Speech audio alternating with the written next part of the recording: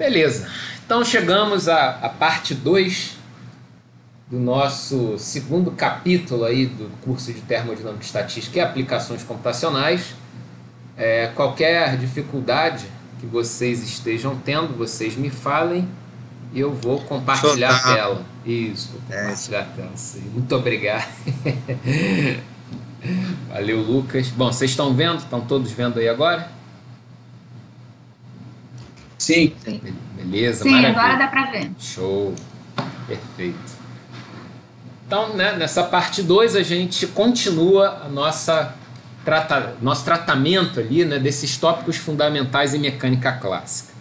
A gente veio na construção na semana passada e vamos continuar essa construção. Bom, então, relembrando o nosso esqueminha básico, a gente tem a mecânica clássica, que para a gente vai ser a base da dinâmica molecular, um dos métodos que a gente vai abordar nesse curso. E vocês podem ver lá nos primeiros artigos da dinâmica molecular, trabalhos do Alder e do Van Wright, 1959, e do Raman, 64, né, como que a mecânica clássica foi aplicada de maneira tão direta na solução de como descrever as trajetórias de átomos e moléculas ali no espaço, usando uma abordagem de mecânica clássica. Fiquei na dívida, esqueci, mas não vou esquecer de disponibilizar esses artigos para vocês já irem se situando no uso dessa formulação associado aí ao cálculo de propriedades moleculares. Pra vocês terem uma noção, aquela leitura diagonal e rápida, assim, só para ver, isso aqui eu reconheço agora, sei do que se fala. Beleza, e a gente viu que a mecânica clássica tem a sua formulação fundamental, estruturada na abordagem newtoniana, que é a que a gente aprende de prima, né, na nossa formação científica, mas também a gente tem outras formulações que são generalizadas e às vezes mais elegantes para determinados tipos de problema, que são as abordagens lagrangiana e hamiltoniana, que a gente vem construindo desde a aula passada. E a vantagem dessas formulações é que elas permitem usar, por exemplo, sistemas de coordenadas generalizadas, que a gente começou a ver no nosso encontro passado, o que isso significa, né? O que são essas coordenadas generalizadas. Às vezes uma mudança de variáveis, a escolha adequada ali, já te permite escrever o problema de uma outra forma e você conseguir escrever equações do movimento nessas novas variáveis de maneira um pouco mais direta do que seria na abordagem newtoniana, onde você precisaria fazer todas as mudanças de variáveis ao longo da formulação. Beleza. E o que a gente meio que terminou na aula passada, em termos conceituais, desenvolvendo, foi essa a definição de Lagrangiano, né? O Lagrangiano sendo definido e calculado a partir da energia cinética e da energia potencial do meu sistema, representado aí em coordenadas cartesianas, para simplificar a nossa compreensão, embora a gente já saiba que a gente pode usar coordenadas generalizadas nesse sentido. Bom, então a gente tem o Lagrangiano definido dessa forma, né? A energia cinética menos energia potencial, energia cinética dependente das que a gente chamaria, né, das velocidades, e a energia potencial dependente das posições. Lembrando ali da representação do ponto, né, isso aqui representando derivadas temporais. E a gente viu também a abordagem, a equação de Euler-Lagrange, né, que para a gente se tornou um grande gerador de equações de movimento. A gente viu alguns exemplos de como que o uso dessa expressão gerava para a gente as equações básicas do movimento ali, de partículas e tudo mais, que inicialmente a gente resolveu usando a abordagem newtoniana e a gente migrou para a abordagem lagrangiana para ver se era mais fácil, mais difícil, essas outras formas de escrever a dinâmica do sistema. Então, a equação de Euler-Lagrange vai servir para qualquer sistema de coordenadas e vai se tornar um gerador de equações de movimento. Tá? Então, a gente tem essa equação como a base para essa construção. Tá? Beleza. Bom, então isso um microscópico resumo do que a gente viu no nosso encontro passado. A gente segue a partir desse ponto com um exemplo, tá, de aplicação dessa abordagem lagrangiana. A gente vê assim, algumas considerações e massificando as ideias. Muito de um curso de termodinâmica e estatística tem essa característica, né? Você apresenta ali uma determinada formulação, um conceito, e já parte logo para um exemplo que você consegue obter a solução de maneira analítica, que você consegue desenvolver, e você já vai percebendo algumas acrobacias necessárias para você dar conta daquela dinâmica, daquele fenômeno, daquela modelagem. Tá? Isso tudo vai fazendo parte aí desse amadurecimento e revisão conceitual. Então a gente vai seguindo nessa esteira, nessa tradição, para ir mergulhando aí nessas bases aí da mecânica estatística. Bom, então o exemplo que a gente vai construir agora de uso dessa abordagem lagrangiana vai ser um sistema de duas partículas interagentes. Tá? Algo que já começa a ter uma ligação com o nosso mundo microscópico dentro das nossas intenções, né? Já que no fundo a gente vai querer trabalhar com um sistema de várias partículas interagentes, mas vamos ver o que a gente consegue fazer com duas, em termos de simplesmente descrever a dinâmica do nosso sistema sob uma abordagem lagrangiana. Tá? Então, por hora, essa é a nossa intenção simples, assim, que se amadureça a ideia dessa abordagem lagrangiana. Bom, então, nesse sentido, estão aí as nossas partículas interagentes, vou chamar aqui de 1 e 2, uma aplicação, né? Podem ser duas partículas independentes ou uma partícula diatômica, né? Como se fosse uma molécula ali constituída por dois átomos e que você quer ver como que ela se comporta num espaço definido ali. O problema é que pode ser um modelo muito simples para casos bem interessantes, mas que já permite a gente usar essa abordagem. Beleza. Bom, o que a gente tem então nesse sistema? As partículas 1 e 2 sendo representadas cada uma por sua massa, né, M1 e M2, por suas posições, R1 e R2, e pelas suas velocidades, né, vamos colocar assim, R1 e R2 ponto. Os R's e R pontos, grandezas vetoriais naturalmente. Então, por isso que a gente está sempre usando essa representação para a gente ver os cuidados ali nessa formulação. Bom, nesse sentido, então, a gente já vê o lagrangiano do nosso sistema definido pela energia cinética e pela energia potencial da interação, que vai ser justamente função da distância entre as partículas R1 e R2, por isso a diferença entre elas, né, entre R1 e R2. Mas energia cinética do 1, energia cinética do 2, é natural. Vejam que aqui eu não estou usando a setinha, então na verdade isso aqui é o módulo da velocidade ao quadrado. Então lagrangiano aí, energia cinética menos energia potencial. Assim, problemas como esse acabam sendo simples, né? Então a gente tem algumas facilidades no tratamento pelas coordenadas cartesianas. Lembra do que a gente viu na aula passada, né? Que às vezes a gente mudava o sistema de coordenadas e começava a aparecer termos acessórios e tal, que era uma coisa um tanto quanto desagradável. Mas é aquilo, a gente está com a ferramenta na mão para ver a facilidade de uso de uma abordagem de outra. Você tem que dar uma testada e ver o que dá certo, o que é mais fácil, o que é mais difícil. Então, nesse caso, a gente tem uma certa facilidade, uma maior facilidade no tratamento por coordenadas cartesianas.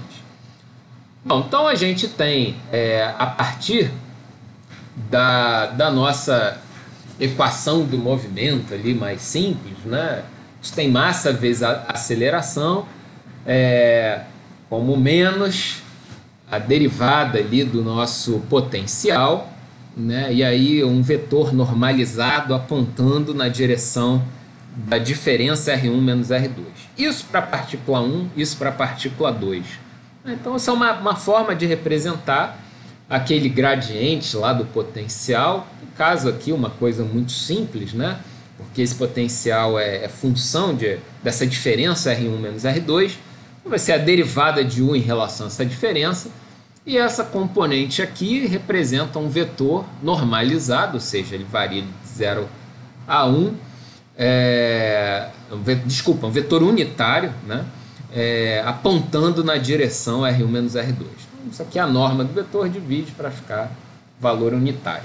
Então, o movimento de cada partícula vai ser dado por essas expressões. Na verdade, o sistema, que é o que nos interessa, a dinâmica do sistema vai ser definida por esse sistema de equações aqui, que se entrelaçam de alguma forma, né? Porque, percebam, eu preciso resolver para R1, mas R1 depende de R2. Da mesma forma, preciso resolver para R2, mas R2 depende de R1. Então, isso vai estar sempre tudo intrincado ali, tudo relacionado, né? E a gente tem esse acoplamento do sistema como um complicador ali para a nossa vida. Isso porque a gente está falando num sistema de duas partículas interagentes. Imagina se a gente tivesse 3, tivesse 4, tivesse 5, tivesse 1000. Então, um sistema completamente acoplado e assim, é quase que um enunciado padrão, né? Quando a gente está lidando com esses sistemas clássicos, assim, que a gente só conhece a solução analítica de um sistema constituído de até duas partículas. De 3 em diante já não tem mais solução analítica estabelecida, a gente precisa apelar para soluções numéricas. Então a gente meio que está no limite aí do tamanho dos sistemas interagentes que tem solução analítica conhecida. Olha que curioso, né? Então tem essas restrições, né? E a gente vai ver o que a gente pode fazer em termos de manipulação dessas expressões, chegar a coisas mais simples que já sejam capazes de representar a dinâmica de um sistema constituído por duas partículas interagentes. Essa é a ideia, tá? Bom, então, se a gente está partindo dessa construção, uma coisa baseada ali em coordenadas cartesianas de maneira muito trivial, a gente pode mudar radicalmente esse sistema de coordenadas, tá, para um outro que acaba sendo trivial para esse tipo de problema, são coordenadas que acoplam, né, as posições, uma relacionada ao centro de massa e outra relacionada à posição relativa entre as partículas. Então percebam, né, assim, às vezes fica até a gente com uma certa dificuldade de perceber o que significam de fato essas novas coordenadas, porque a gente fica muito preso a coordenada ser uma espécie de localização num mapa, né? Então a gente pega ali o eixo cartesiano e vê a posição da partícula e tal. Quando eu mudo isso para o referencial ser o centro de massa, posição relativa entre as partículas e tal, a gente, né, passa a ter algo que acompanha dinamicamente a evolução do sistema, não importando objetivamente onde cada partícula está, mas como que o conjunto se situa e a direção de apontamento ali de uma para outra, né? Então, essas vão ser as nossas novas coordenadas e a gente pode construir uma dinâmica desse sistema baseado nessas novas coordenadas. A gente estaria, entre aspas, generalizando, escolhendo novas coordenadas e construindo a dinâmica a partir dela. Beleza, como é que eu vou escrever uma pela outra, né? Então eu posso escrever as minhas posições originais em função dessas novas, né? A posição do centro de massa e a posição relativa, então R1 e R2, por expressões como essas, né? Se a gente volta isolando uma pela outra, a gente chega nessas expressões, que você vai encontrar esse tipo de formulação em qualquer livro de física 1 ali. Isso costuma aparecer com bastante frequência. Esse problema do centro de massa é um problema bastante comum. Beleza. Bom, diante disso, então, uma das coisas que a gente vai querer é reescrever o Lagrangiano nessas novas coordenadas. Está aí o nosso Lagrangiano.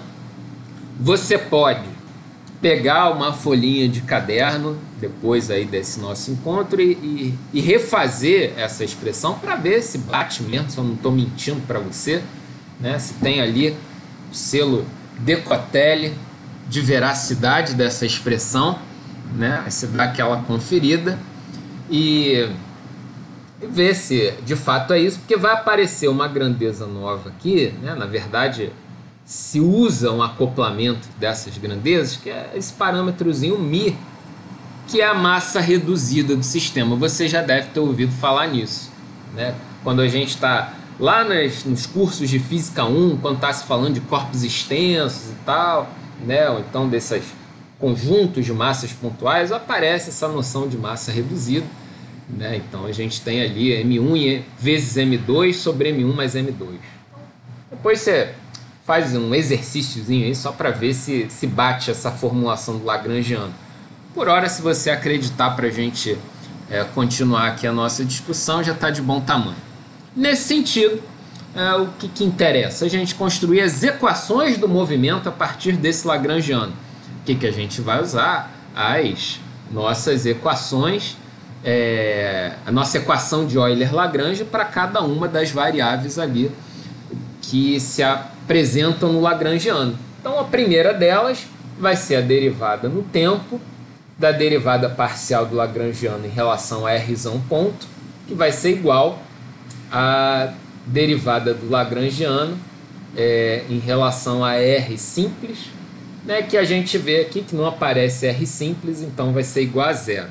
Isso leva à constatação de que a derivada de L em relação a r ponto é constante, o que diria que R é uma coordenada cíclica. Quando esse tipo de coisa aparece, acaba tendo essa classificação. Lembra um pouco aquela discussão que a gente teve do momento angular, quando a gente estava lidando lá atrás daquela atração coulombica e tal. Então são coisas da mesma natureza. Beleza, então a aplicação da equação de Euler-Lagrange numa das variáveis chega a essa conclusão. Só uma constatação, você acaba como resultado tendo uma propriedade em função de uma das variáveis aí da descrição desse sistema. Mais interessante, porém, é pensar no que sobra então do Lagrangiano reduzido, que efetivamente isso, a R vai pouco importar, então isso aqui é que vai definir a dinâmica do teu sistema, tá? O Rzinho, que é a posição relativa ali entre as partículas interagentes. E aí, bom, pegando esse Lagrangiano e agora usando a equação de Euler-Lagrange, né, a gente pega essa expressão e aplica aqui, a gente chegaria a essa equação do movimento, que você vai resolver para as diferentes componentes aí dessa posição relativa, tá? E bom, vai ter que fazer direitinho a conta e tal, mas você vai ter uma equação razoavelmente simples para resolver, né? Onde o resumo dessa história é o seguinte: olha, a dinâmica do teu sistema vai ser definida basicamente pela posição relativa entre as partículas interagentes, né? Então você vai ter um potencial de interação definido, e aí vai ser a solução dessa equação de segunda ordem, né, essa EDO de segunda ordem, que vai definir ali a dinâmica do teu sistema. Tá? Então, bom, aí depende da natureza desse cara aqui, desse U, né, da forma matemática dele, ele é que vai dizer a complexidade de solução desse problema matemático, né? Se você vai conseguir uma solução analítica ou não e tal, tudo vai depender da forma dessa função aqui. Tá? E aí, bom, cada caso vai ser um caso, né? Você vai ter que analisar com cuidado para ver se tem uma solução conhecida ali de imediato ou se vai ter que apelar para algum método numérico, né? Então, só para a gente pensar, né, conclusão que a gente chega. A abordagem lagrangiana resume o problema a uma dinâmica baseada na posição relativa.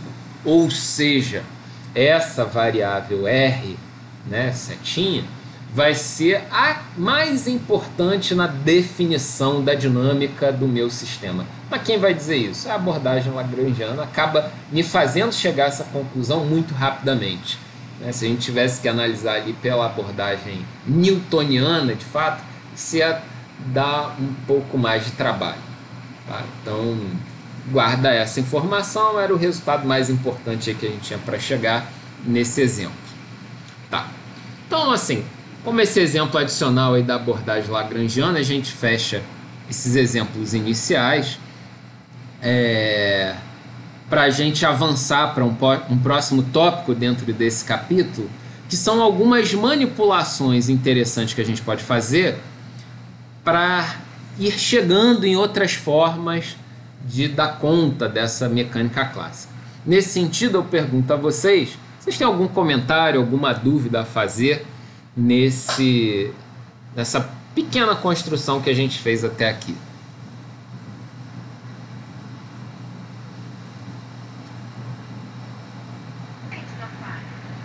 Fala aí, Paulo. Tô tranquilo, professor, até agora. Beleza? Então, beleza. Então tá safo. Maravilha. Como ninguém falou nada, vou considerar a sua manifestação a voz do povo, né? Que é a voz, bom, não sei se é de Deus ou de outra coisa, mas é uma voz. Então, vamos avante. O que a gente vai ver agora são algumas manipulações interessantes que podem ser feitas, naturalmente manipulações matemáticas aí da nossa formulação, para a gente, ao mesmo tempo, recordar de algumas coisas e ver onde chega, né? Por isso que eu disse que a gente está vendo essas bases para depois a gente considerar isso já coisas recordadas, conhecidas, mesmo que você não tenha plena habilidade nessas manipulações, mas pelo menos você sabe que já ouviu falar e voltaria ali nos livros, na aula, no teu caderno, e fala, não, beleza, eu reconheço isso, sei do que se trata, não é nenhuma grande heresia. Então, beleza. O que a gente precisa recordar agora dessas manipulações? Uma ideia chamada de transformada de Legendre. Então, os nomes estão começando a ficar fartos, né? A gente já teve o Newton, beleza. Newton é parceiro, está com a gente já há bastante tempo. A gente viu Lagrangiano, né? Então, Lagrange, já é uma abordagem ali, cara que a gente já tinha mais afinidade pela matemática, apareceu agora na formulação física do nosso problema, e agora o Legendre, né? Então, o que consiste essa transformada de Legendre? Transformada de Legendre, ela aparece na seguinte situação. Imagina que você tenha uma função y que seja função de x e que se defina, a partir dessa função, uma derivada p, né, que é a derivada de y em relação a x. Imagina que você está ali em mãos com uma variável nova definida dessa maneira, uma função nova definida dessa forma. O que se quer? O que se quer é encontrar uma nova função, chamando aqui de psi. Então, para você que gosta das letrinhas gregas, essa letra psi, que é tão afeta lá da mecânica quântica, símbolo do pessoal da psicologia e tal, beleza. Então, uma função psi que vai ser função de p e que seja equivalente à função y, que é a função de x. Como se fosse uma troca de variáveis especial, tá? Que faça gerar uma função equivalente, onde essa nova variável de base é a derivada da função original. Então essa é a ideia da transformada de Legendre. Então eu quero definir essa função. Bom, então a definição da transformada de Legendre é o seguinte: essa nova função psi, né, que vai ser função da derivada de y em relação a x, vai ser dada por y de x, ou seja, a função original, menos P vezes X.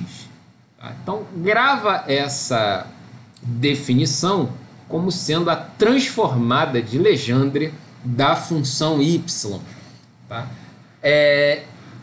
Miríades de aplicações da transformada de Legendre. Se você voltar, considerar aqui um elemento da nossa turma, o Leão. Leão acabou de fazer o curso lá de Físico-Química Avançada, módulo de Termodinâmica. Leão dispõe dos tesouros dessa disciplina, que tá aquele conhecimento cristalino ali da termodinâmica clássica. Então, em determinadas aulas lá, mais especificamente, o capítulo 3 do curso lá de termodinâmica clássica, ele viu várias aplicações da transformada de Legendre para definir outros potenciais termodinâmicos. Tá? Então, eu vou colocar, eu sou camarada com vocês, vou colocar a apostila referente ao capítulo 3 ali, só para vocês darem uma olhadinha, está logo no início dela. Tá? Então, como definir outros potenciais termodinâmicos a partir da formulação fundamental baseada em entropia e energia, né, que a gente discutiu lá na aula 0. O fundamento dessas transformações é a transformada de Legendre.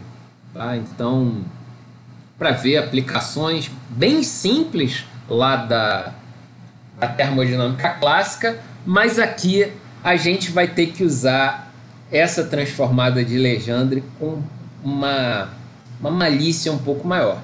Eu vou ter que dar uma esmerilhada em vocês hoje para a gente terminar essa discussão da mecânica clássica.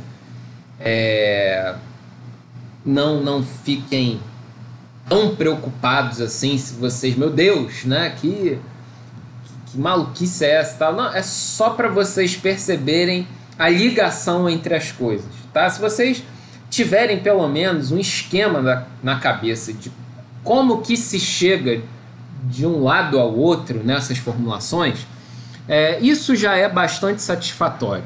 Tá? Vamos dizer assim, a habilidade nessas manipulações se dá com o tempo e com dedicação exclusiva a alguns desses tópicos. Esse não é um curso de mecânica clássica, são fundamentos de mecânica clássica, quase que uma alfabetização em alguns termos que a gente precisa para avançar. Tá? Porque às vezes pode aparecer alguns discursos fazendo menção à mecânica clássica que a gente vai precisar relembrar de onde que isso veio para entender ali as construções. Tá? Então, assim, onde começa esse esmerilhamento aí de vocês? Que é o seguinte, a gente vai fazer, a partir dessa definição, com calma aí, sem sofrimentos, a gente vai fazer a transformada de Legendre do Lagrangiano. Eu reconheço que dei uma gastada agora, né? Porque vocês não esperavam juntar tanta gente assim na frase, né? Só faltou o Newton ali para fechar a festa, mas é isso que a gente precisa fazer. Transformada de Legendre do Lagrangiano. Ou seja, a gente vai fazer uma mudança de variáveis baseada em numa variável que é definida em termos de derivada, né, e ver o que acontece. Tá? Com isso a gente vai fazer aparecer a nova abordagem da mecânica clássica, que é a abordagem hamiltoniana. Tá? Então, assim, a intenção disso é só a gente ligar as coisas e ver assim, as consequências, né, dessa construção e depois usar um pouquinho essa abordagem hamiltoniana e ver o que ela tem de positivo, negativo, características, por aí vai. Beleza. Então, o que a gente quer é construir uma nova formulação da mecânica clássica em termos de R e P ao invés de R e R ponto. Tá? Então, essa aí vai ser a nossa intenção, já que a gente sabe que existe uma relação ali de derivadas do lagrangiano com R e tal, da nossa equação de Euler-Lagrange, né? Então, essas variáveis passaram a estar relacionadas e a gente não precisa lidar direto com R ponto, a gente pode lidar com P, né? Bom, vamos ver isso aí passo a passo. Lembrando, né, que o nosso Pzinho para uma partícula qualquer vai ser definido por m vezes R ponto, né? Então é o momentum, né? Momentum da nossa partícula ali constituinte do sistema. Então, diante disso, né, então cabe a gente notar que de forma interessante aparece ali algumas relações, né, para a gente ver as ligações entre as coisas. Então olha só, olha o que a gente tem. Note o seguinte, que se eu fizer, começando ali do P, lembrando das coisas que a gente viu lá atrás, depois você volta com calma se você não estiver lembrando de tudo, que o P vai ser a derivada do lagrangiano em relação a R ponto.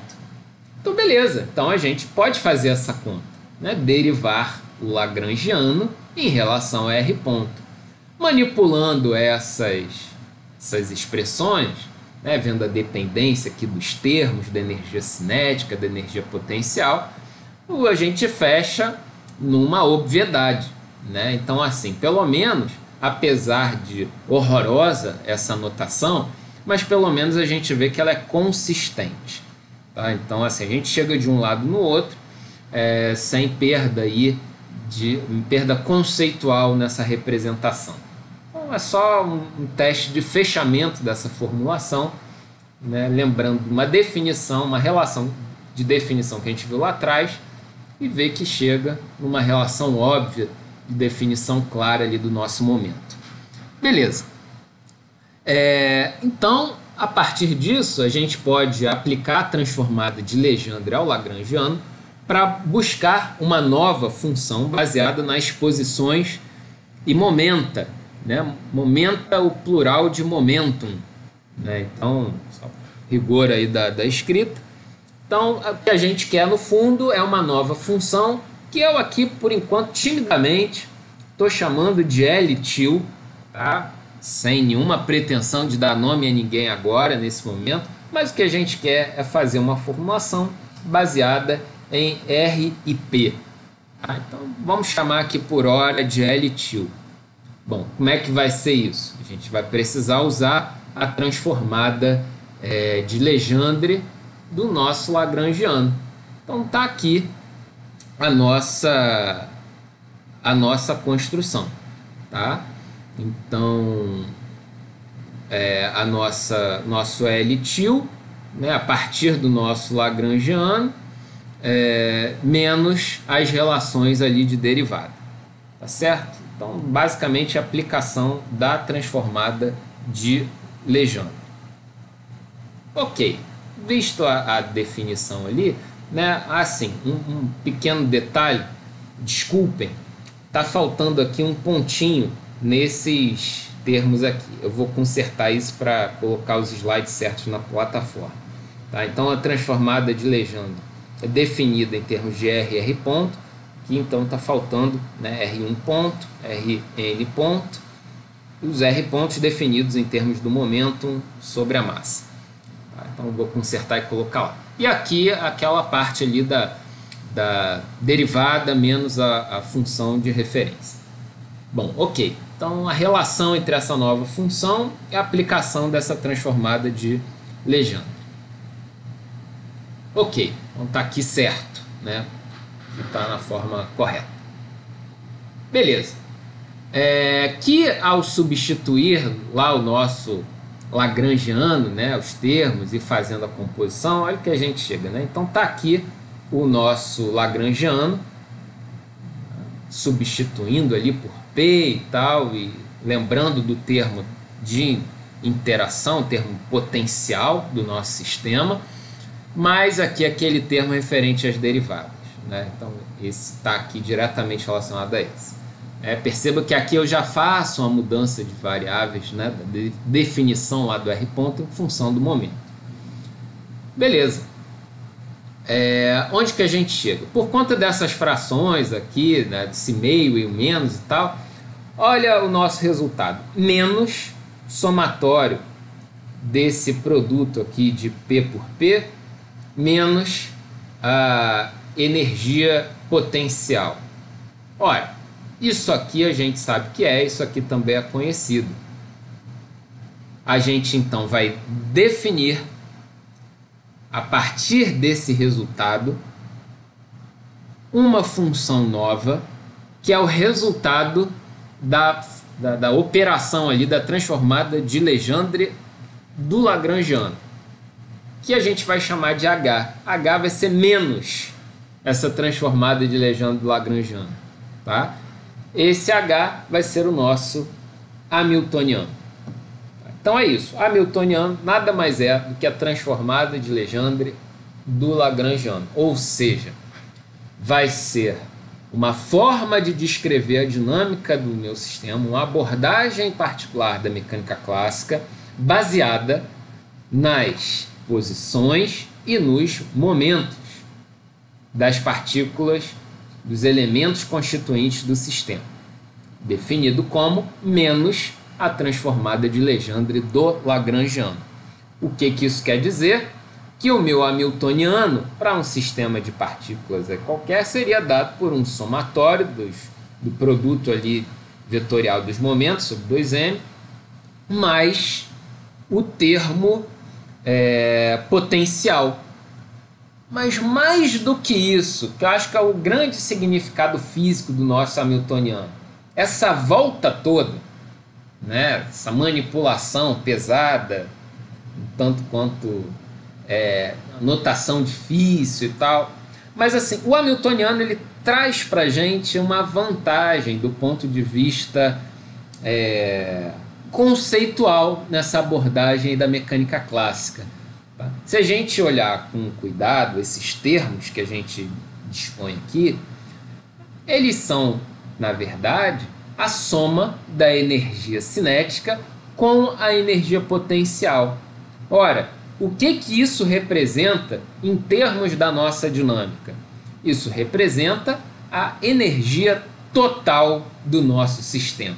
O que antes eu tinha uma diferença, energia cinética menos energia potencial, agora eu tenho a soma, portanto, a energia total do nosso sistema. A gente já pode pensar numa série de implicações ao considerar o hamiltoniano de um sistema.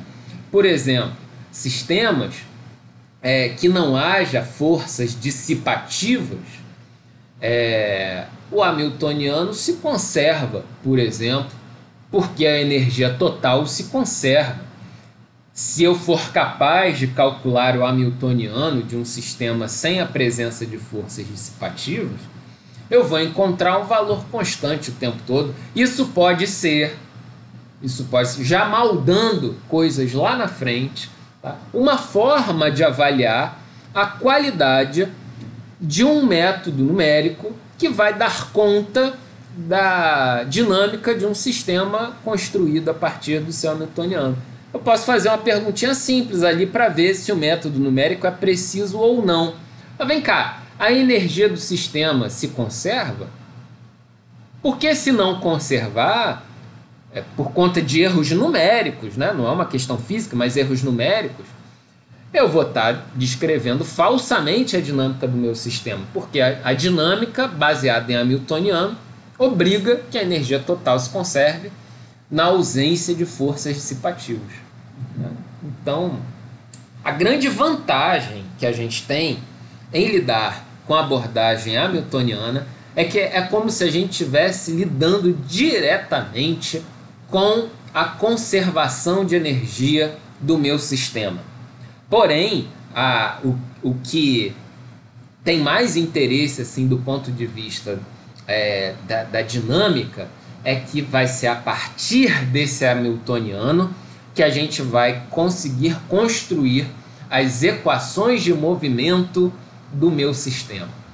como a gente fazia lá na física básica, né, aquela física fundamental, geralmente restrita aos cursos de física 1 de graduação, ou que você via lá no ensino médio, você tratava o problema de conservação de energia e o problema de cinemática e dinâmica de forma separada. Mas agora não, a gente está integrando as coisas, fazendo a conservação de energia ligada à dinâmica do teu sistema. Tá? Então, essa abordagem que junta tudo isso é a abordagem hamiltoniana. Para quem está afeto à química quântica, à mecânica quântica, você vai lembrar que, assim, provavelmente as abordagens ou o teu professor, ele partia logo sem muito blá blá blá, como a gente está fazendo aqui, direto definindo um tal de hamiltoniano do sistema. E que na formulação lá da mecânica quântica você sabia, olha, que ao calcular os autovalores do operador hamiltoniano sobre a função de onda lá do teu sistema e tal, você tinha como autovalores as energias, aquela coisa toda, ficava uma coisa um pouco mística, ou muito relacionada a uma álgebra linear, uma questão de funcionais ali envolvidos. Aqui não, aqui a coisa acaba assumindo um sentido físico mais claro, que a gente está lidando com a mecânica clássica, que é muito mais visível para a gente. Tá? Então, se você pegar, né, por exemplo, um livro de mecânica clássica, né, tem livro de mecânica clássica avançada, o famoso livro do Goldstein, né, ele vai trabalhar N exemplos dessas abordagens aí para você ver as aplicações, nuances, vantagens, desvantagens e tal, né, desses sistemas clássicos, né, onde não tem nada de descrição quântica, nada disso. Tá. Então, diante disso, né, desse pequeno massacre até esse ponto, pergunto se vocês têm algum comentário a fazer.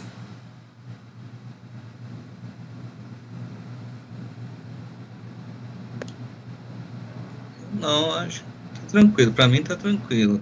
Beleza. Tem, só tem que corrigir no slide depois, nesse somatório, antes da definição do hamiltoniano, no somatório é I. É só isso. Deixa eu voltar. Antes desse slide? Não, é nesse slide. Antes da definição desse sim, aqui, H. né, que tá o J, né? Isso. Somatório I. Tá, obrigado, valeu. Não tinha visto. Vou corrigir também. Obrigado aí, Matheus. Bom, beleza. Então, se vocês estão resistindo até agora, parabéns, né? O que eu posso dar de presente para vocês é continuar, né? Então, vamos continuar aí, que a gente está indo num bom caminho. Então, agora a gente vai ver algumas questões aí envolvendo a abordagem hamiltoniana. Beleza? Como a gente acabou de ver, só para ficar aí como referência para a gente, tá aí definido o hamiltoniano, né? Somatório, a energia total do nosso sistema.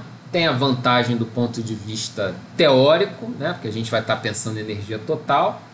Então, o lagrangiano vai ser função das velocidades generalizadas e das coordenadas generalizadas, a gente já viu isso. E agora o hamiltoniano vai ser função dos momentos generalizados, ou seja, eu vou poder escrever os momentos de diversas maneiras e de coordenadas generalizadas. A gente sempre dá uma roubadinha nessa apresentação, sempre recaindo ali numa descrição cartesiana para a coisa ficar minimamente compreensível, já que as notações já são muito duras, né? Então, a gente dá uma roubadinha, mas na verdade a gente faz uma espécie de inferência, né? Então a gente observa como funciona ali numa forma cartesiana e extrapola para outros sistemas de coordenada. Tá? É só por uma questão de visualização. Tá? Mas você pegar um livro mais casca grossa, o cara não vai querer nem saber, vai definir momentos generalizados, coordenadas generalizadas, e você que se vire para entender. Acho que fica um pouco distante dos nossos interesses, já que a gente quer compreender as coisas, não criar mais problema. Tá? Por hora, então, o elemento-chave da nossa compreensão que daqui a pouco a gente vai falar, olha, então, dado um sistema cujo hamiltoniano é tal, ou seja, a gente vai estar preocupado em descrever as energias do nosso sistema. Por que a gente vai estar preocupado lá com as energias do nosso sistema? Porque a gente viu lá na descrição estatística e tal, que as energias são parâmetros-chave para entender o funcionamento estatístico do meu sistema de várias partículas. Então, se eu conseguir descrever como que é a energia, né, os níveis de energia e tudo mais, a gente já vai estar com bastante da nossa dificuldade, do nosso problema resolvido. Tá? Até adianto para vocês que uma parte mais dura das nossas formulações vai envolver esse termo aqui, tá? Que é o termo das interações energia potencial. A gente vai esbarrar num problema de manipulação desse termo e que aí fica muito simples a gente entender por que esses modelos ideais, né, desprezam esse termo e ficam só com o termo cinético. Né? Mas a gente encontra solução para alguns casos, né, onde dá para dar uma arrumada nisso daqui e resolver. Tá? Então, como o professor lá do CBPF gostava de anunciar, que o problema da mecânica estatística são os vínculos. Né? Enquanto a gente tem sistemas puramente cinéticos ou sem vínculos, a nossa vida em mecânica estatística está plenamente resolvida. Mas quando eu coloco esses sistemas para ter interação, aí a gente tem que dar um passo atrás, porque é fácil se tornar muito complicado e, em geral, o problema é a manipulação matemática das expressões. Beleza. Bom, então, só para a gente ir construindo aí as coisas, a gente vai ver a relação entre o hamiltoniano e o lagrangiano para uma partícula. Então, imagina ali que a gente tem as componentes, né, da posição e do momentum dessa partícula. Então, R1, R2, R3 são as componentes do vetor R, P1, P2 e P3, as componentes do vetor P, um sistema constituído por uma partícula única. Então, a gente vai ter somatório, né, de I até 3, que são 3 componentes, espaço tridimensional, desse produto de P vezes R, R como função de P, menos lagrangiano aí, de R1, R2, R3 e R1 ponto, R2 ponto, R3 ponto em função de P1, P2 e P3. Tá? Cada componente em função de todas as outras. Assim, já dá para ver que fica um pouco enrolado, a gente precisa fazer essas manipulações e tal, mas isso é um rigorzinho só para a gente escrever essa dependência do hamiltoniano do lagrangiano. Não tem grande mistério nisso. A consequência é que para um sistema de N partículas a gente vai estender essa construção, chegando no hamiltoniano, sendo o produto vetorial ali de somatório para todos os termos, né, dos momentos e as velocidades generalizadas, menos o lagrangiano, né, que é em função das posições e das velocidades generalizadas. Então, só essa relação aí desses funcionais, né, e a partir disso a gente estende, né, a nossa definição, definindo um momento generalizado que a gente vai chamar de PJ, que vai ser derivado do lagrangiano em relação a QJ ponto. Tá? Então, momento generalizado, a gente vai ter as coordenadas generalizadas, que vai ser o QJ. Então, o que isso quer dizer na prática? Né? Se a gente tiver um sistema que a gente consegue definir de alguma forma um momentum para ele e algum tipo de coordenada, um sentido de coordenadas espaciais, tipo posição, a relação entre essas coisas, né, vai se dar pela derivada do lagrangiano. Tá? Então, existe um momentum generalizado e a sua variável conjugada. Né? Então, o QJ vai ser uma variável de posição, de coordenada, com um momento generalizado definido lá pela derivada do Lagrangiano. Como eu falei, um discurso um pouco pesado e tal, mas guarda essa propriedade porque a gente pode definir o hamiltoniano, me desculpem, tá? Mas é a forma como o próprio Macquarie apresenta essa formulação, fazendo uma generalização total, onde a gente precisa perceber a relação e a construção em termos de coordenadas e momentos conjugados, todos generalizados. Onde que isso impacta a nossa vida? Em alguns momentos, alguns trabalhos, algumas construções, alguns sistemas, vai haver um determinado esforço de definir essas grandezas generalizadas de forma especial. E a gente só precisa ficar atento, porque nessa definição especial, o cara vai usar a abordagem hamiltoniana ou até a lagrangiana, depende do interesse dele, direto, assim, numa linha de discussão. Então, definidas essas grandezas e essas coordenadas generalizadas e os seus momentos conjugados generalizados, o hamiltoniano vai ser assim, assim, assado. Então, vai ser daí que vem essas coisas, tá? Só para vocês não estranharem, acaba sendo tendo essa base matemática estruturada em termos desses fundamentos. É óbvio que a gente perde muitas vezes a visualização, mas às vezes parece que não se está muito preocupado em visualizar essas grandezas, essas variáveis. Tá? O que se quer é montar uma relação consistente e equações do movimento que muitas vezes são invisíveis assim, para a gente pensar numa dinâmica, porque está se pensando nessa coisa generalizada o tempo todo. Tá? Então, acaba tendo essa abstração matemática,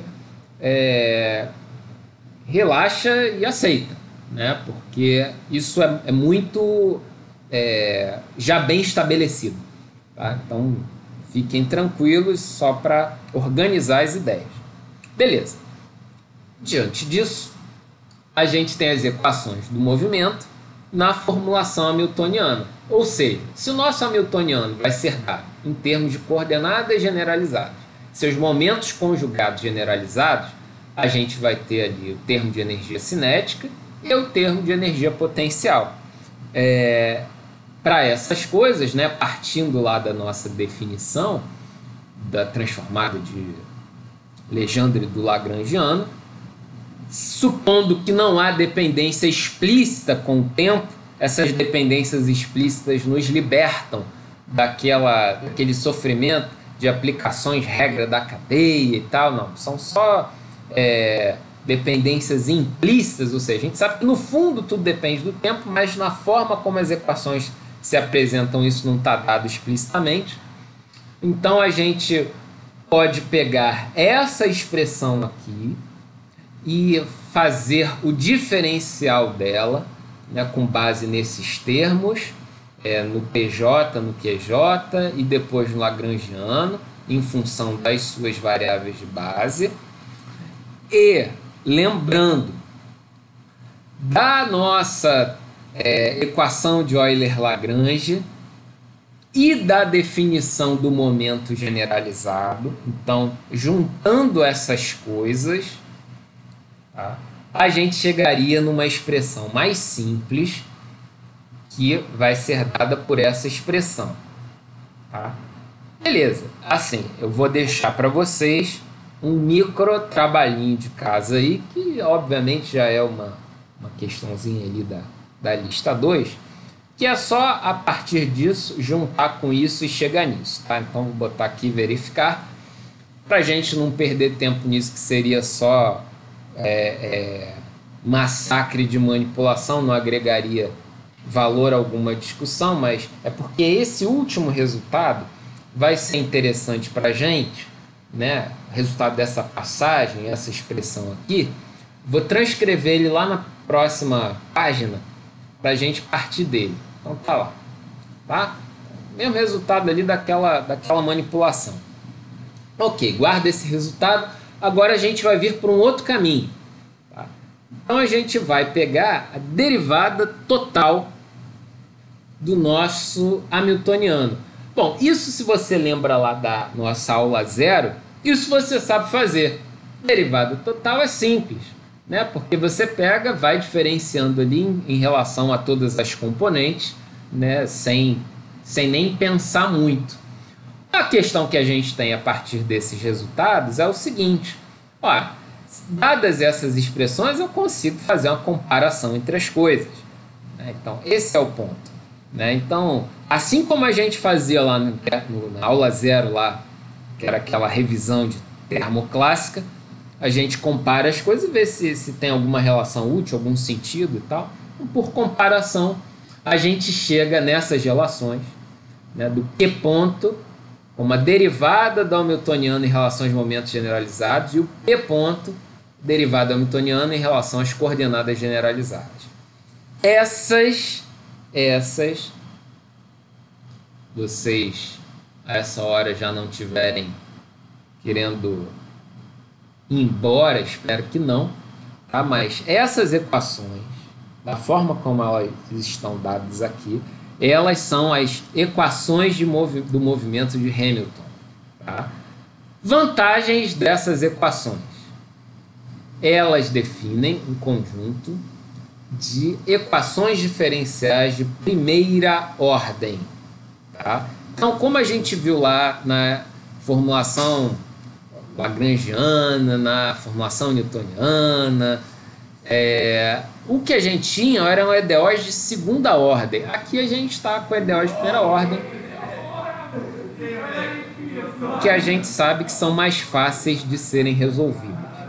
Tá? Então, em termos conceituais, é isso que a gente tem. Tá? E guardem esse resultado. Certo? Essas são as equações do movimento de Hamilton, tá? Que vão ser a base para a construção da dinâmica mecânica clássica de um sistema de tantas partículas você queira na abordagem hamiltoniana. Beleza. Equações de movimento derivadas do hamiltoniano em relação às coordenadas generalizadas e aos momentos generalizados. Tá? Então, guarde essa informação. Vamos em diante. Propriedadezinha para a gente perceber nessa construção. Então, as equações de Hamilton conservam o hamiltoniano. O que isso quer dizer? Um testezinho simples ali de consistência dessa formulação. Se você calcular a derivada do hamiltoniano no tempo, né, então a gente tem ali a nossa formulação, que a gente viu lá atrás, nosso hamiltoniano e tal. Então, substituindo essa expressão e agora pegando esses termos, o Q ponto e o P ponto, né, substituindo nas relações que a gente encontrou lá atrás, o que a gente chega são relações de equivalência aqui de um lado e do outro. Isso se cancela, né, pela diferença, ou seja, a derivada do hamiltoniano no tempo é nula. Tá? Então, o hamiltoniano se conserva na formulação hamiltoniana. Que bom, né? Que a energia se conserva, a evolução do hamiltoniano está consistente aí com as nossas intenções, já que o hamiltoniano dá energia total. Então, é uma formulação que contempla a conservação da energia ao longo do tempo, ou seja, dinamicamente. Ok, então isso vai ser útil. Vai ser um teste ali para a gente testar diferentes construções que a gente vier a fazer. Beleza. Diante disso, então a gente fez uma relação direta do hamiltoniano com a energia total, tá? E isso vai ser especialmente útil para a mecânica estatística. Em coordenadas cartesianas, as relações ficam muito transparentes, tá? A gente vai ter o R ponto sendo a derivada hamiltoniana em relação a P, vai ser P sobre M, né? Sempre fica fácil da gente ver essas coisas nas coordenadas cartesianas. A gente vai fazer exemplos em outros sistemas de coordenadas, exercícios e tal, onde essas coisas começam a ficar um pouco mais feias e o uso dessas formulações, ou da formulação newtoniana, começa a se justificar. E da mesma forma, né, a derivada ali do momento generalizado, chega lá na derivada da energia de interação, energia potencial, que é a força. Então a gente já viu essa relação em algum momento, tá? Então são assim, vamos dizer assim, as conclusões imediatas. Um mero detalhe, pegando daqui dessa expressão, desse resultado aqui da primeira relação, se a gente deriva em relação ao tempo, os dois lados ali, então vai ficar com R, 2 pontos. Então chega nessa expressão, essa derivada do momento, né? Isolando ali as expressões, a gente chega, né, em algo do tipo F igual a MA, né? Então, consistente com a mecânica newtoniana, está tudo em casa. Mais uma evidência de que a gente consegue descrever uma mecânica pela outra. A questão é a facilidade ou dificuldade de uso das variáveis. Tá. Como que eu vou fechar essa nossa discussão da mecânica clássica? Eu vou pegar um exemplo que não é um exemplo trivial, tá? É um exemplo assim, de um sistema um pouquinho complexo, mas para a gente ver aplicações, pensar em coisas que talvez agreguem ao fazer a abordagem por esse caminho, pelo hamiltoniano, ver como se aplica, como as coisas se desenvolvem, tá? Assim, vai ser um exercício de manipulações baseado num exemplo de certa forma interessante, que já é capaz da gente fazer pensar algumas propriedades de sistemas mais enrolados e tal, que aparecem em alguns livros, tá? E, na verdade, o que eu vou fazer vai ser explicar aqui um exemplo de um livro que eu achei interessante no contexto dessa abordagem hamiltoniana, ver o encaminhamento, lembrar algumas coisas e tal. Não, isso não vai ser obrigatoriamente uma espécie de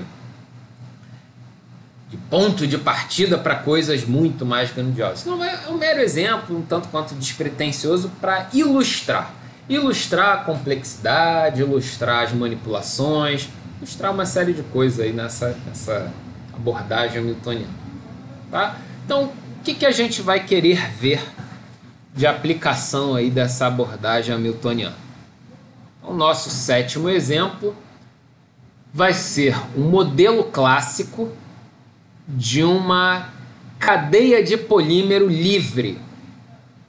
Então, o que é isso, né? Que maluquice é essa? Imagina que eu pego uma estrutura polimérica e vou pegar só um fiapo molecular dessa estrutura e vou analisar do ponto de vista dessa dinâmica clássica, tá? Então, pensa que o nosso sistema é isso daqui. A gente ainda vai simplificar mais isso, tá? Para ver assim que tipo de manipulações a gente pode fazer uso usando ainda as técnicas analíticas que a gente conhece, tá?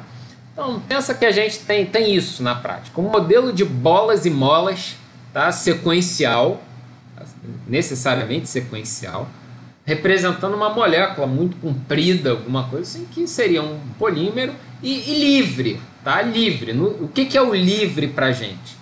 Ela não está interagindo com outras. Todas as interações que existem são internas, né? Do ponto de vista do linguajar da nossa área aqui, são interações intramoleculares, tá? Existem as interações intermoleculares, ou seja, entre moléculas distintas, e as intramoleculares dentro da mesma molécula. Então, vai ser um polímero livre, sem ninguém na vizinhança, onde as bolinhas vão estar interagindo e as molas, né, vão ser uma boa medida, e uma boa representação dessas interações. Beleza. Vantagem desse sistema. Pô, bem enrolado, né? Porque qual o N? Bom, o N você escolhe, né? Quanto maior o N, maior trabalho do ponto de vista da manipulação dessas equações. E embora a solução seja analítica, você vai ter que fazer isso com suporte de alguma ferramenta matemática, nem que seja o Excel, né? Para conseguir dar conta do volume de contas que você vai ter que fazer, mas usando expressões analíticas, que é o mais importante, né? Então, esse modelo tem solução analítica. Quando a gente fala solução analítica, o que a gente quer falar? É que a gente tem solução exata. Tá? Esse é o grande sentido. Por maior que ela seja, por mais horrorosa que ela se apresente, mas é uma solução exata para o nosso problema. Tá? Então, apresentações à parte, blá blá blá à parte. Como é que seria o hamiltoniano de um sistema como esse? Então, o hamiltoniano geral, assim, para um sistema como esse, seria dado pelos termos cinéticos, né, somatório aí para todas as bolinhas envolvidas, né, as momentas aí de todas as bolinhas, e um termo de oscilação relacionado com a distância entre bolinhas consecutivas, daí I mais 1, né? Então, é sempre essa ideia de sequenciado, em relação aos desvios dessa diferença, em relação a uma distância de equilíbrio. Tá? Então é isso. Termos cinéticos e termos de interação, ou energia potencial. Tá? Estiramento das molas ali, para a gente falar numa linguagem bem simples. A gente tem uma distância entre as bolinhas e uma distância de interação. Então a energia potencial está relacionada a essa diferença em relação a essa distância de equilíbrio da mola relaxada. Tá? Nesse hamiltoniano, a gente tem, como eu já falei ali, os parâmetros B, comprimento de equilíbrio, né, que percebam, aqui está de uma forma ultra generalizada, aqui, né, cada ligação tem uma distância de equilíbrio.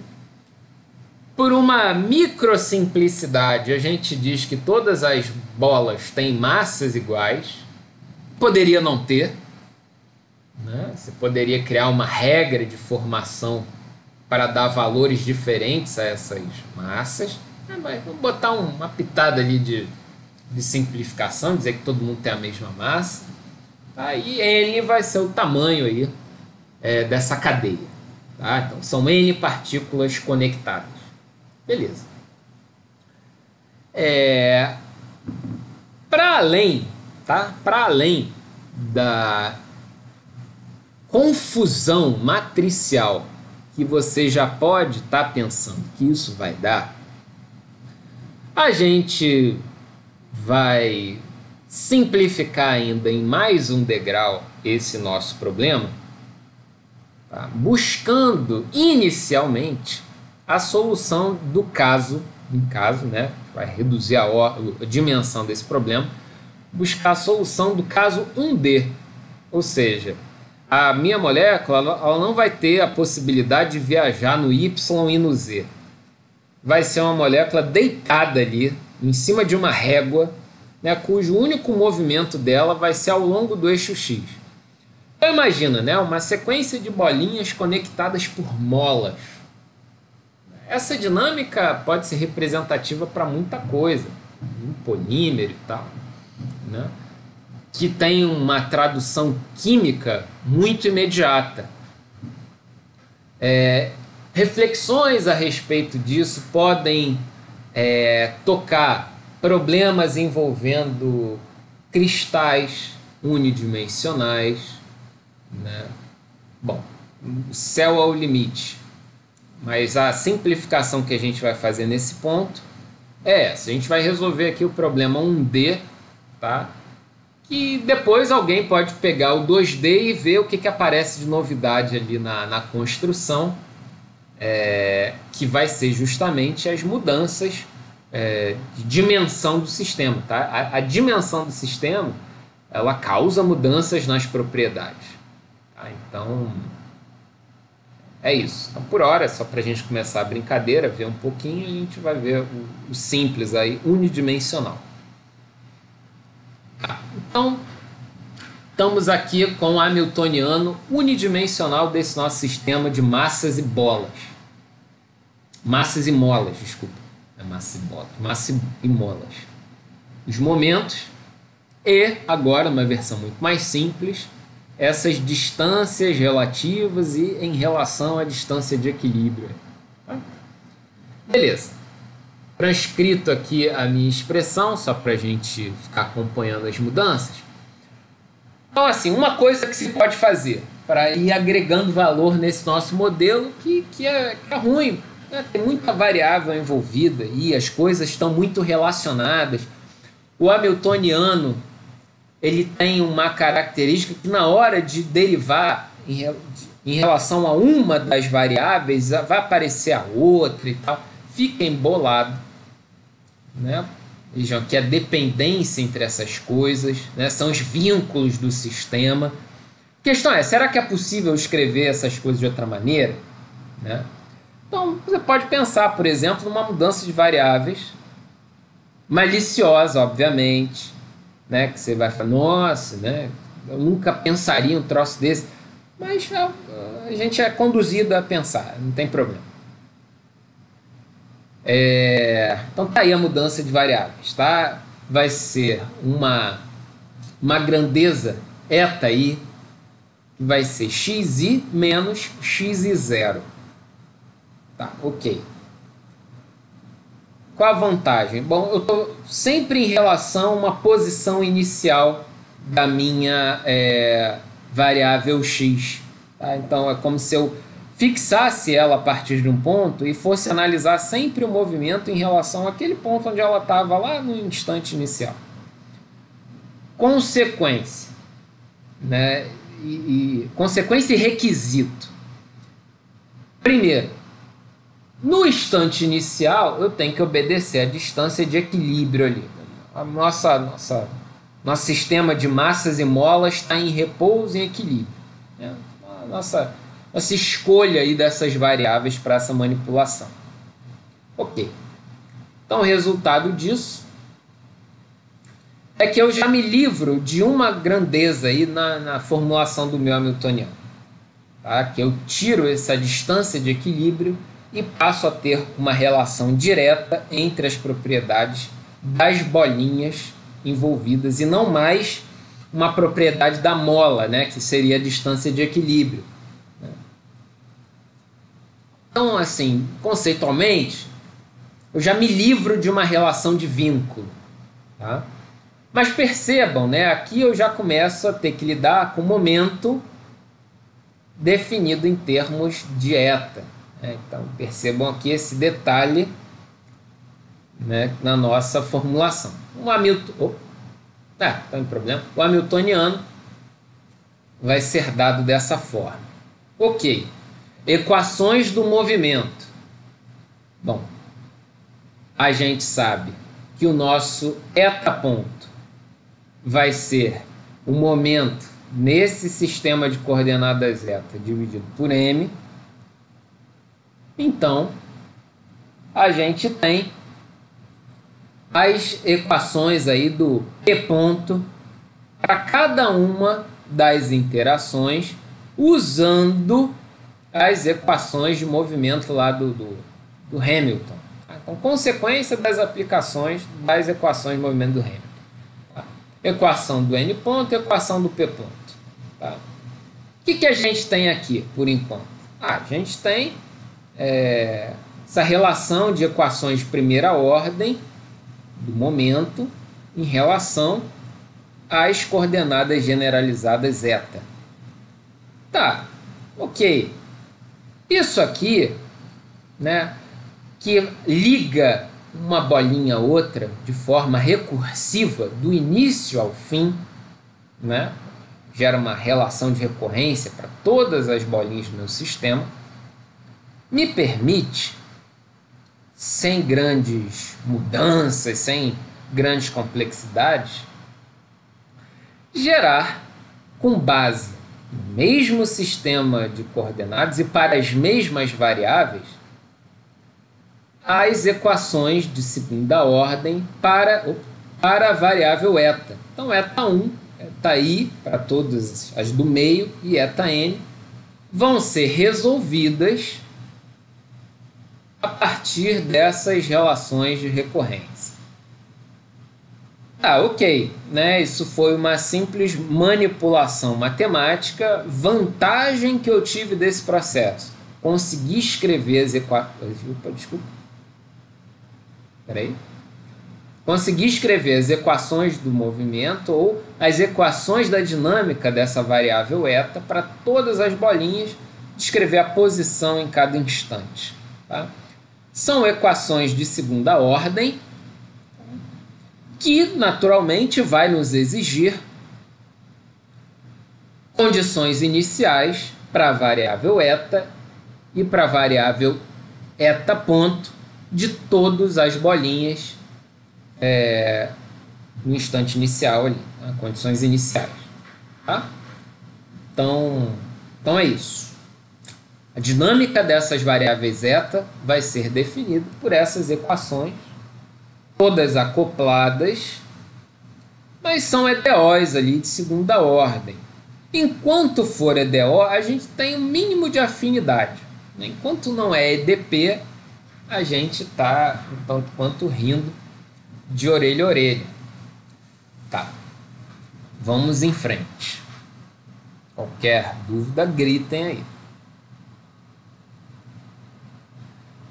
Bom, se você lembra, né, se você foi aluno, você tem dever de lembrar. Se não foi meu aluno, você pode lembrar, né, que a forma geral para solução daquelas EDOs tinha aquela forma de senos e cossenos, né? Ou então uma representação de exponencial é elevado a i ômega t, né? Então, a gente viu isso lá nas soluções. Lembra de equação característica, né? Método da equação característica para resolver EDO de ordem superior? Tinha isso lá em algum momento do seu baú. Agora a gente saca esse canivete e vê essa construção, que a gente já sabe a forma geral da solução.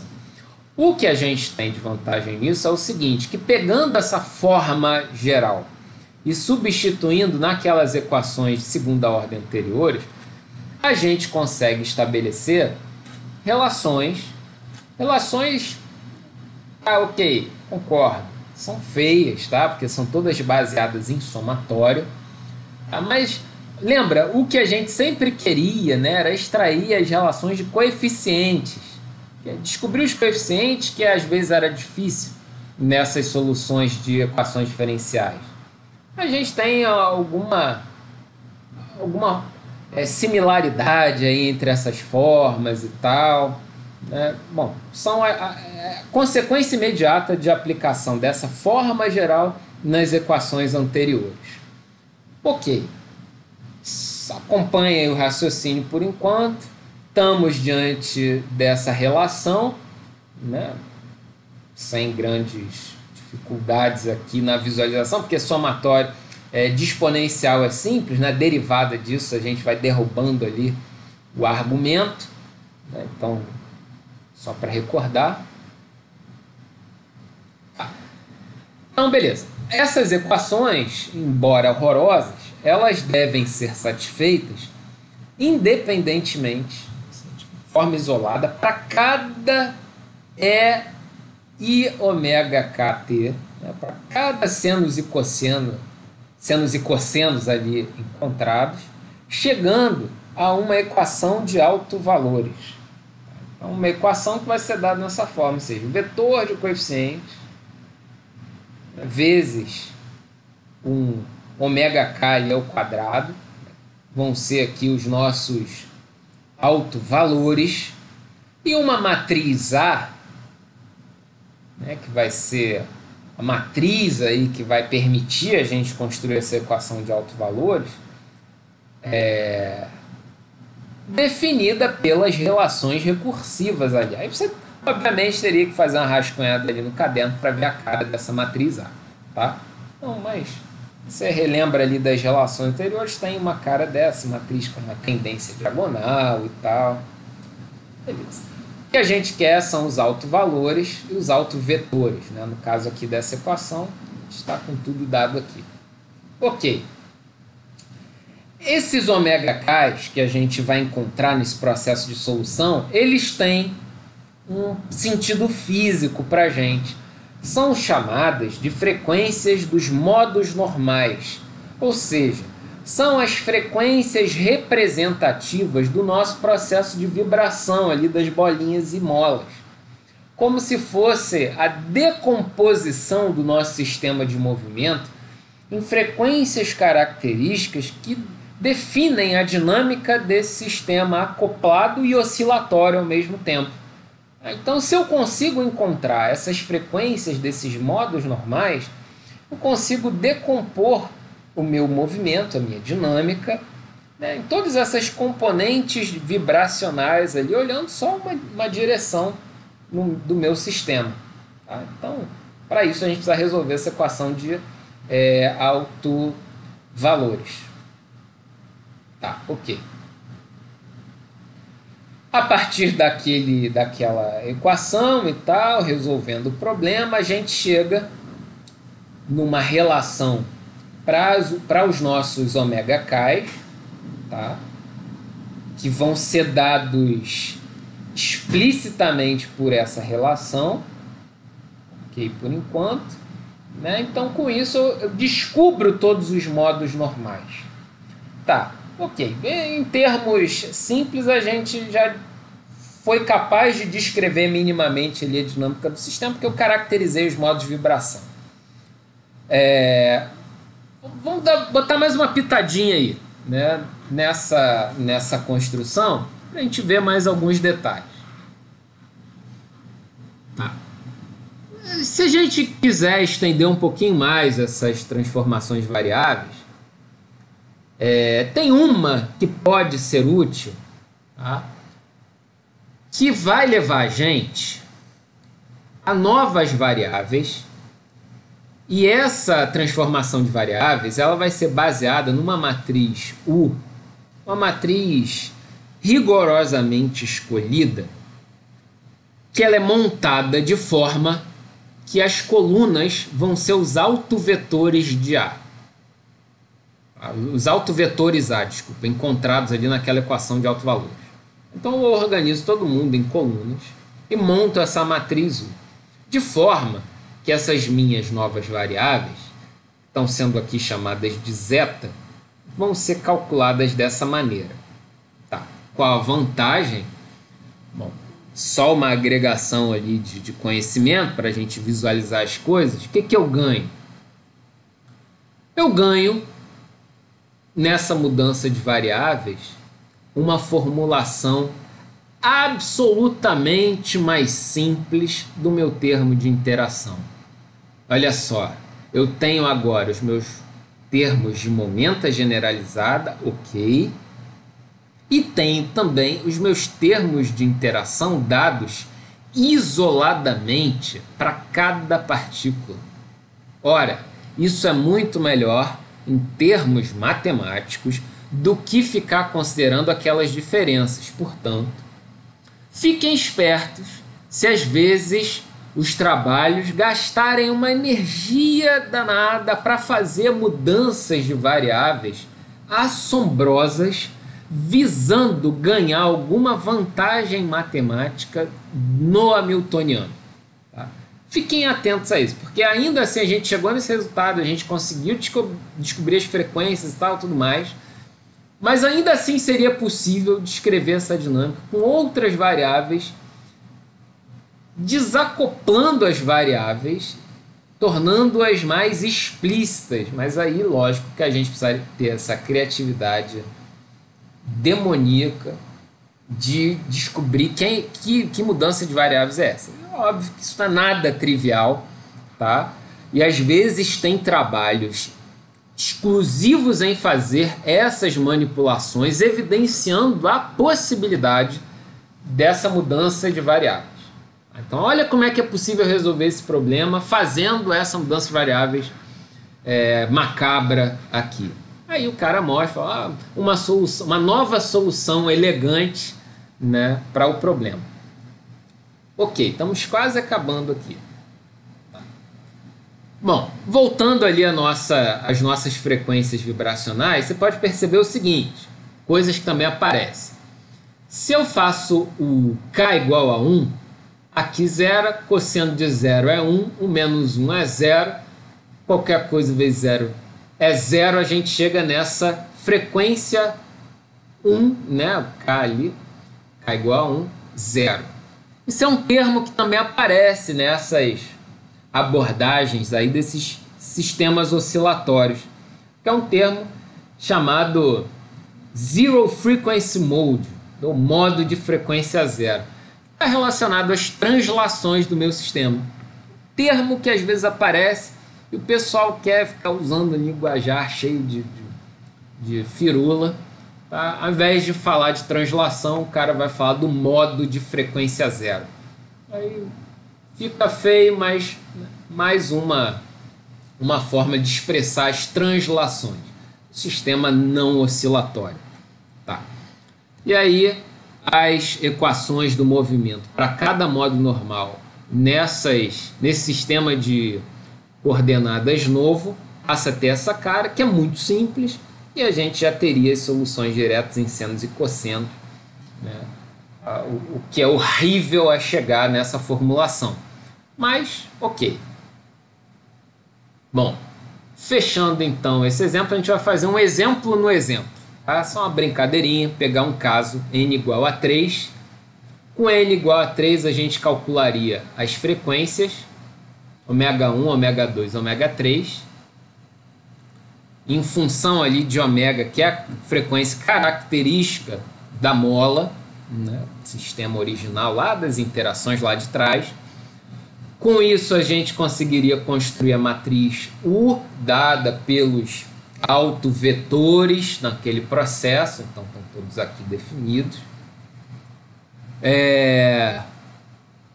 E com isso a gente conseguiria fazer a relação entre as variáveis zeta, as variáveis eta, que dão as posições aí de cada bolinha em cada momento, mas mais do que isso, tá? Mais do que isso. Essa mera formulação matemática, a gente conseguiria identificar numa brincadeira, numa simulação e tal, esses modos normais para um sistema de 3 bolinhas interagentes sendo representados ali por essas vibrações, tá? Então, olha o que a gente tem, né? O primeiro modo vibracional, todas indo para o mesmo lado. Isso é a translação, tá todo mundo caminhando ali. Agora, vai para um lado, vai para o outro, né? Então, são frequências que estão, de alguma forma, estirando o comprimento do meu sisteminha aí, das bolinhas. Né? Então, uma coisa vibracional do conjunto. Outro modo vibracional, 2 comprimem enquanto outras se estiram. São formas de um sistema vibrar.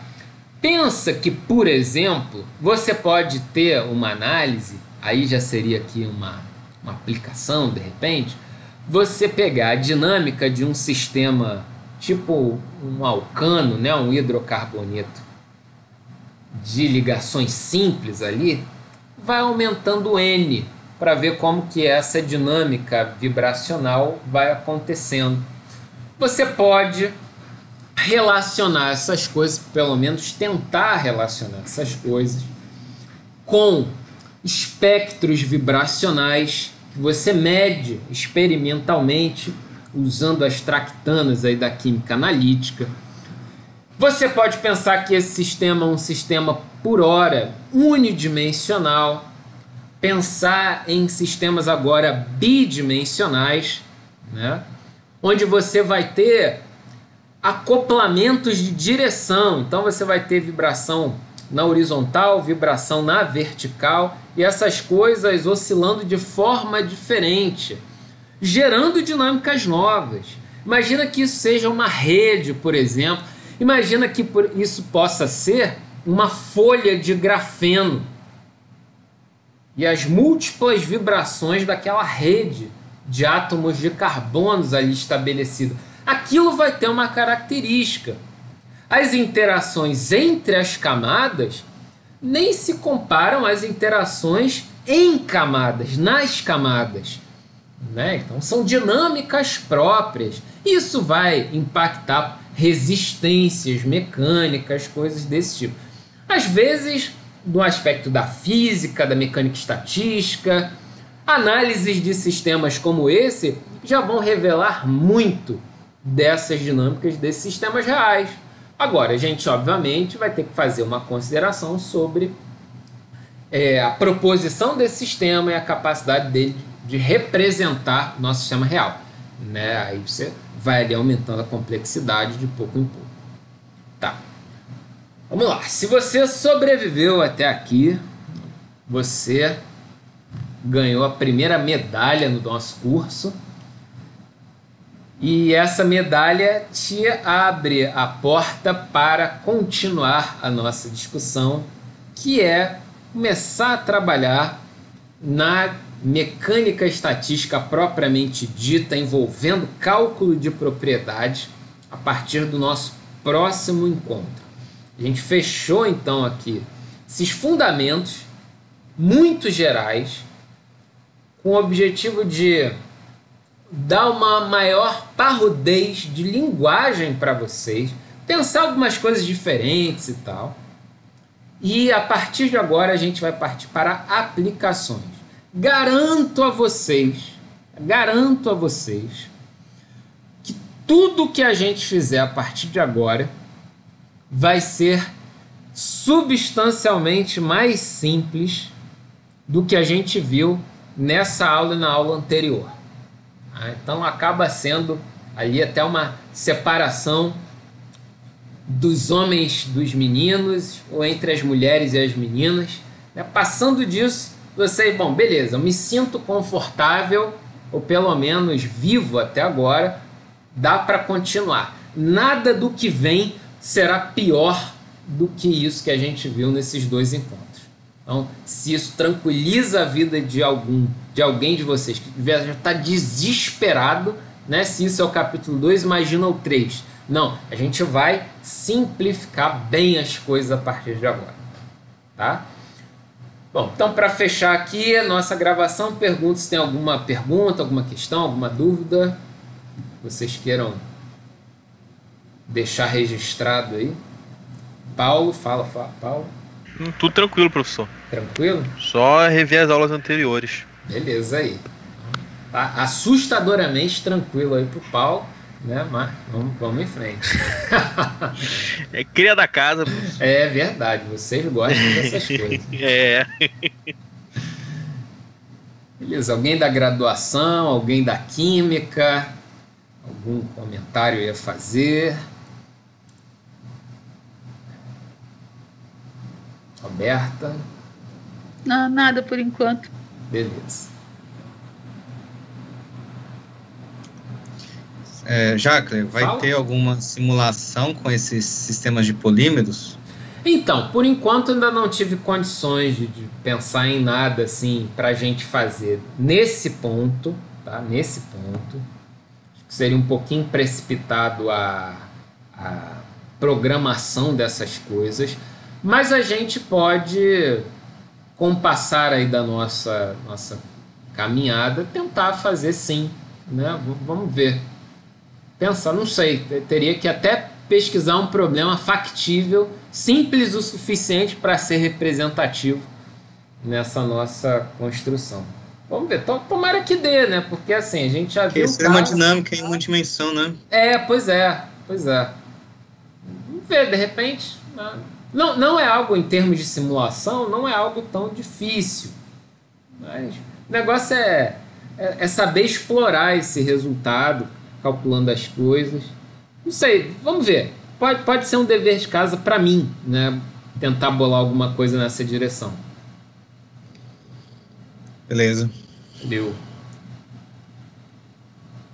Leão, Kátia, Medeiros, Israel, Patrick, PH Saraiva, já deve estar tomando Coca-Cola uma hora dessa. Fala aí, Lion. Não, Pedro quis mostrar que estava vivo, desabilitou Sim. o microfone, né? É que eu acho eu tenho que dar uma olhada mais, tem que rever, porque É claro que a Coca-Cola tá aí do teu lado, né? Mas uma coisa não tem a ver com a outra. Não impede de estar vendo a aula também. Fala aí, Leão. Não, é tudo certo. É. Bem. Fora o que você disse lá que estava errado, bom, vou corrigir e mandar lá para vocês. Não, então, aconteceu, deve ter acontecido outra vez também, mas é a hora que eu não consegui pegar. Deve ter essa troca de K com I, deve ter acontecido também em outro lugar, desses somatórios. Mas só isso. Vou dar uma olhadinha com calma. Beleza, então como vocês estão aí na paz, vou dar uma encerrada aqui na gravação para fazer um upload.